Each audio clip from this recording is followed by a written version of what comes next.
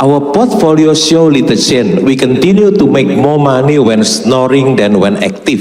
Ya, portofolio kita itu berubahnya sedikit. Kami mendapatkan lebih banyak uang ketika ngorok daripada kita aktif. Ya, nggak pernah dengar kan? Ada orang ngorok lebih kaya daripada dia aktif. Padahal kita selalu diajarkan kerja keras, dan kerja keras. Ya. Kalau kita belum memiliki wonderful company, kita harus kerja keras, dan kerja keras. Beda dengan orang yang sudah memiliki wonderful company. Karena kalau dia nggak tidur, melek, nggak tahan, sahamnya baru cuan sedikit aja udah dijual, ya dia harus tidur. Biasanya investor saham itu cuan sedikit dia jual, dia nggak tahan untuk menahan.